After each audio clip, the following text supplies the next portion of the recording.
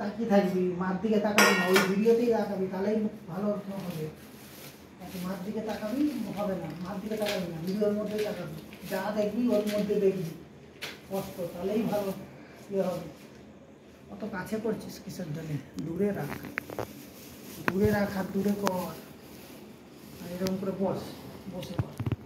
এরকম হাতের থেকে বিউটি সোজা আসছে, একটু পেঁচিয়ে আয়, মাথাটা কেটে যাচ্ছে, পেছু নড়তে দেবি না বেশি, ওইখানটা হাত দিবি না, ওখানে হাত দিবি, ক্যামেরার ওখানটায় হাত চলে যাবে।